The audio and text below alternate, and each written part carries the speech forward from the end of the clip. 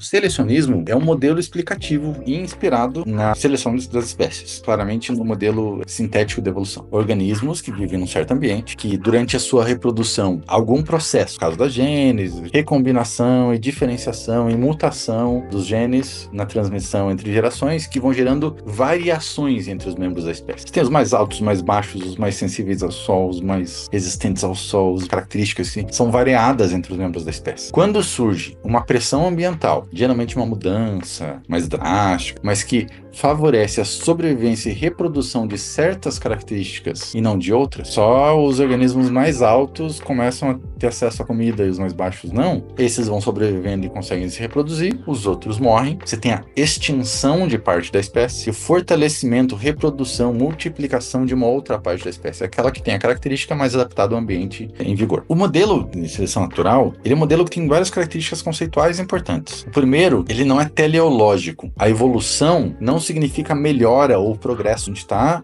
mudando. O que está sendo selecionado é aquilo que é mais adaptado para o ambiente atual. Então ele não é teleológico no sentido que ele não segue para um fim, a gente não está indo para a gente está se tornando uma espécie melhor, ou existe alguma espécie, nada disso. Então a gente está só se adaptando, ele não tem finalidade. A causa da seleção da espécie não é a variação genética, ele é um processo que cria uma condição que vai ser selecionada por causa da consequência que ele produz. O evento importante é o evento que vem depois, que é como o ambiente permite a sobrevivência. A causa não está no processo que criou aquilo, mas está na consequência produzida pela variação genética, que a gente vai chamar de selecionismo, ou de modelo de seleção por consequência, falando aqui ainda no nível da espécie. Existem coisas que acontecem no organismo que produzem maior ou menor, caso maior ou menor adaptação. Isso foi evoluindo até o ponto de que surgiram organismos que tinham uma composição orgânica que tornava eles sensíveis. Organismos que agora conseguem aprender em função das consequências daquilo que ele fez, tem muito mais condições de se adaptar. Isso vai criar um novo nível de seleção, chamado segundo nível de seleção, o nível ontogenético de seleção, que é dado esse nome em contraposição ao nível filogenético, que é o nível de evolução da espécie. Quando a gente pensa em comportamento humano, tem um monte de estudos mostrando tendências biológicas familiares, por exemplo.